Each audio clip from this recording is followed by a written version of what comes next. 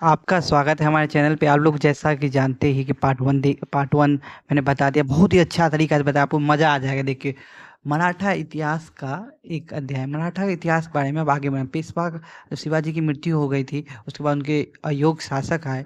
जब भी देखिए किसी भी काल में अयोग्य शासक जब आता है ना, तो उसका साम्राज्य पूरा हिल जाता है। और जब पेशवा काल आएगा तो पेशवा धीरे धीरे अपना शक्ति संचय करेगा और फिर मुगल को टक्कर देगा। तो एक एक बार ऐसा लगेगा कि ये ना, कि भारत पे शासन करने जा रहा है। लेकिन उस समय क्या हुआ, 1761 में तृतीय पानीपत के युद्ध में इनकी बुरी तरह पराजय हुई और इनका सपना चूर चूर हो गया।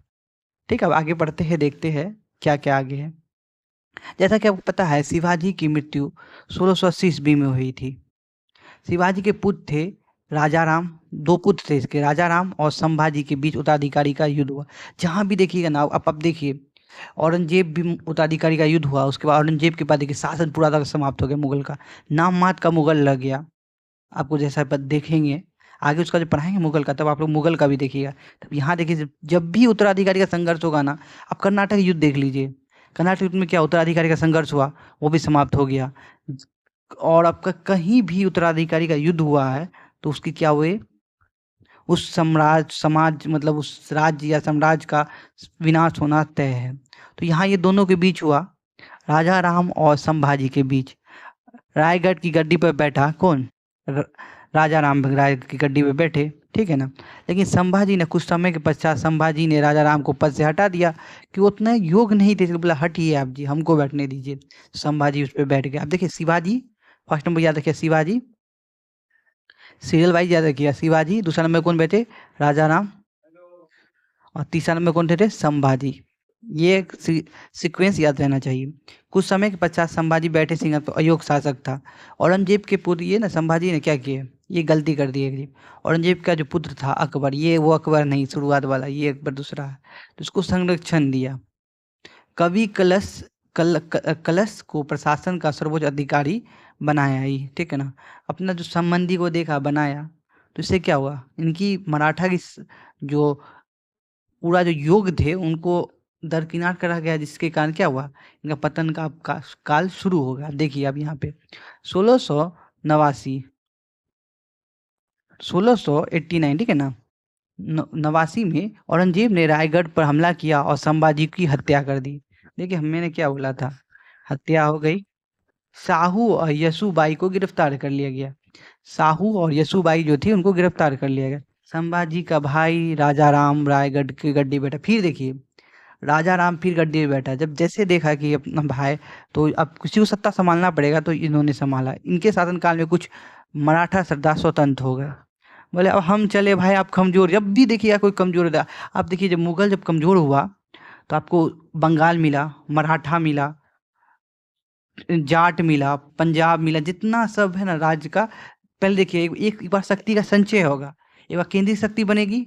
जब वो टूटेगी ना, छोटे छोटे राज्य में बटेंगे। फिर एक बार समय आएगा जब फिर उसका संचय होगा। इस तरह का चलते रहता है, ये कभी रुकता नहीं है। अब यहाँ पे देखिए इन्होंने राजधानी क्या की, जिंजी कर दी, ठीक है ना, जिंजी कर दी। और यहाँ पे राजा राम ने शाहू का प्रतिनिधि के रूप में शासन किया। देखिए शाहू जो थे ना, इनके पुत्र और इनकी बीवी थी यसूबाई।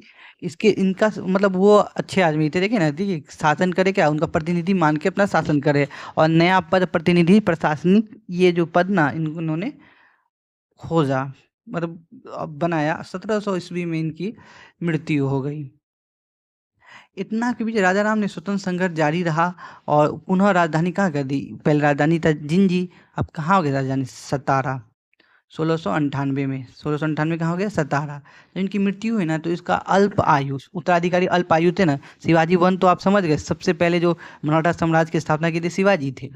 और ये शिवाजी द्वितीय है, 4 वर्ष का पुत्र था। अल्पायु का कितना पुत्र, 4 वर्ष का पुत्र था। इसकी संरक्षिका जिन ताराबाई, ताराबाई और शिवाजी द्वितीय। अभी आगे देखिएगा ना, जब साहू जब छूटेंगे ना, तो ये और ताराबाई और साहू के बीच जब झगड़ा होगा, तब आगे देखिएगा। आप लोग आगे चलिए ना, आगे दिखाते हैं आप लोग को। 1700 से 1707, 1707 में याद रखिए, 1707 में क्या हुआ, औरंगजेब की मृत्यु हो गया। मृत्यु हो गया तो उसके बाद एक मतलब बहादुर शाह जो शासक बना, वो थोड़ा उदारवादी था। वो क्या, साहू बोला जाओ भाई साहब तुम निकलो, अब साहू निकल गया। तो क्यों निकाले? क्योंकि सोच रहे थे कि अगर मतलब हम थोड़ा कमजोर थे, तो सोच रहे थे कि अगर हमको उससे साथ मिल जाएगा तो हम आगे शासन करेंगे अच्छा से, इसलिए उसको बोले जाओ तुम, छोड़ दिए। मराठों का स्वतंत्र संघर्ष जारी रहा और ताराबाई थी। 1707 में साहू को बहादुर शाह ने स्वतंत्र कर दिया। औरंगजेब की मृत्यु हो गई तो कौन बैठा मुगल शासक में? बहादुर शाह ने बैठा। तो वो क्या क्या बोला, छोड़ दिया उसको, साहू भैया जाइए आप। मराठा युद्ध स्टार्ट हो गया यहाँ पे, खेरा का युद्ध याद रखिएगा, खेरा का युद्ध 1707 याद रखिएगा। औरंगजेब की मृत्यु याद रखिएगा, 1707 खेरा का युद्ध। खेरा के युद्ध में साहू जीत गया और ताराबाई क्या हुई, हार गई और कोल्हापुर चली गई। कोल्हापुर में ही उनका आगे का शासन वहीं कोल्हापुर में रहा इनका, और जीत गए और सतारा इनका राजधानी बन गया। इसकी सहायता जो किया था ना, बालाजी विश्वनाथ और धनंजय यादव ने किया था, धनंजय यादव ने किया था, याद रखिएगा। फिर एक और युद्ध होता है। अब देखिए ताराबाई जो 1707 में जो युद्ध हुआ उससे असंतुष्ट थी, फिर वो लड़ाई स्टार्ट कर दी। वारणा की संधि हुई 1731 में, ठीक है ना। तो 1731 में संधि हुई, इसमें क्या हुआ, साहू को सतारा दे दिया गया, उत्तरी क्षेत्र दे दिया गया, बोले साहू को दे दिया। ताराबाई और संभाजी द्वितीय द्वितीय जो थे उसको कोल्हापुर दे दिया गया, दक्षिणी क्षेत्र उनको दे दिया गया। अगर आपको वीडियो अच्छा लग रहा है सब्सक्राइब कीजिए, लाइक कीजिए। और यहाँ देखते हैं आगे का प्रशासन। इसके बाद ना आपको जो पूना का जब हम पेशवा बताएंगे ना, पेशवा मजा आएगा आपको, क्योंकि ये थोड़ा सा बोरिंग टाइप का है। उसके बाद आपको देखिएगा ना तुरंत हिस्ट्री खत्म हो जाएगा इसके बाद। तो यही दो दो चार टॉपिक और बचा हुआ है ना, उसके बाद आपको हिस्ट्री कहीं बोर नहीं लगेगा। बोले ना पढ़ाएंगे ऐसा ना कि आपको हर एग्जाम में नहीं आया तो पढ़ाना यूट्यूब ही छोड़ देंगे। 100% देख लीजिए आप लोग। शिवाजी का प्रशासन क्या था? व्यवस्थित प्रशासन तंत्र का गठन किया गया, मुगल एवं अहमदनगर से प्रभावित था। देखिए जहाँ कभी बड़ा जो प्रशासन है उससे आदमी सीखता है, जो अच्छा प्रशासन है था, तो ये मुगल से सीखे। मुगल का जैसा प्रशासन उस तरह का प्रशासन इनका भी था। सर्वोच्च पद था छत्रपति, याद रखिए पूछेगा एग्जाम में। इस समय ना सर्वोच्च पद था छत्रपति, बीच में आप अब आगे देखेंगे ना पेशवा सबसे सर्वोच्च हो जाएगा और छत्रपति का नाम मात्र का हो जाएगा। सेकंड पद जो था पेशवा का था, प्रारंभ में सेकंड पद किसका था, पेशवा का था। शिवाजी ने गठन किया 8 मंत्रियों की मंत्री परिषद गठन किया, बोला अपनी सहायता के लिए, राजा बोला अपने हम सहायता के लिए अपना 8 मंत्री परिषद गठन करेंगे। एग्जाम में भर भर के क्वेश्चन आया है कि अष्ट प्रधान किनके शासनकाल में था, तो आप लोग क्या बोलेगा, मराठा में था। शिवाजी याद रखिएगा। ध्यान दे, आरंभ में पेशवा दूसरा सबसे बड़ा पद था जो बाद में वास्तविक शासक बन गया। पेशवा दूसरा सबसे बड़ा पद था, बोले ना बाद में क्या बन जाएगा, प्रथम पद बन जाएगा। अरे इसमें आपको याद रखना है, ये एग्जाम में आपको ध्यान थोड़ा देना है। अष्टप्रधान के प्रधान में जो मंत्री होंगे, कौन कौन मंत्री थे देखिए यहाँ पे। पेशवा को आप लोग जाने, पेशवा मतलब प्रधानमंत्री, वर्तमान प्रधानमंत्री से आप तुलना कर सकते हैं। सेकंड नंबर पे था लेकिन अब क्या हुआ, नंबर 1 पे आ गया है। आमत्य जो होता है, आमत्य मजूमदार कहते थे इनको, आमत्य को क्या मजूमदार कहते थे। जो वित्त मंत्री था, अकाउंट जनरल था, अकाउंट जनरल समझ गए ना, देखिएगा कितना पैसा खत्म हो रहा है। सचिव, सचिव एक होता है सुरुनवीस, है ना, सुरुनवीस जो पत्राचार विभाग को देखता है, सचिव या सुरुनवीस जिसको बोलेंगे पत्राचार विभाग को देखता था। दबीर ए सुमंत, सुमंत जो थे वो रक्षा और विदेश मंत्रालय को देखते थे। 5वां है सर ए नौबत, सर ए नौबत, नौबत किसे, जब नौबत आएगा तो क्या हम बोलेंगे, सेना कमांडर बोलेंगे, अरे सेना कमांडर मारेंगे आप, चलिए। तो ये सेना कमांडर। वाक्यानवीस, वाक्यानवीस जो था राजा की व्यक्तिगत सुरक्षा करता था। अब पंडित राव, धार्मिक मामला, पंडित राव समझ गए, धार्मिक मामला। न्यायाधीश, मुख्य न्यायाधीश, ये गैर सैन्य पद था, ये दोनों क्या था, गैर सैन्य पद। ये लोग सेना में युद्ध हो रहा है तो सेना में नहीं जाएंगे ये लोग, ठीक है ना। अब देखिए यहाँ पे कुछ है, आप लोग भर भर के ये क्वेश्चन आएगा। चौथ और सर देशमुखी। चौथ जो था ना, देखिए चौथ जो था बाहर मराठा साम्राज्य के बाहर का क्षेत्र से वसूला जाता था। देखिए यहाँ सर देशमुखी, सर अपने क्षेत्र के अंदर जो वसूला जाता था उनको सर देशमुखी कहते थे। चौथ जो था 1/4 भाग था कर, और ये था सर देशमुखी था 1/10 भाग। शिवाजी राजस्व व्यवस्था ग्रहण किया, मलिक अंबर से ग्रहण किया। रैयतवाड़ी व्यवस्था लागू किया, रैयतवाड़ी मतलब किसान से डायरेक्ट हम कर लेंगे, कितना प्रतिशत, 33% कर लेंगे। यहाँ पे हमको 3 प्रकार के राजस्व अधिकारी का जिक्र मिलता है। 3 प्रकार के राजस्व अधिकारी जो राजस्व को संग्रह करते थे। एक था देशमुख, देश पांडे, पाटिल, ये सब नाम से आप थोड़ा परिचित होंगे। सैन्य व्यवस्था 2 प्रकार की थी, बरगीर और दूसरी थी सिलेदार। देखिए 2 प्रकार की शासन व्यवस्था के साथ बरगीर और सिलेदार थी। जो शासन का एक था शासन या राज ही उनके लिए समस्त संसाधन प्रबंध करता, घोड़ा ये सब। और एक होता था क्या, सिलेदार में कि आप अपना व्यवस्था कीजिए, अपने अपना खर्च पे स्वयं वहन करते थे, और वेतन भूमि आवंटन की जाती थी ना। भूमि आवंटन क्या समझते हैं, जागीरदार, इकतादार, यही समझ सकते हैं आप लोग, जागीर प्रणाली के समान थी। पेशवा के अंतर्गत मराठा साम्राज्य, प्रमुख पेशवा, ठीक है ना।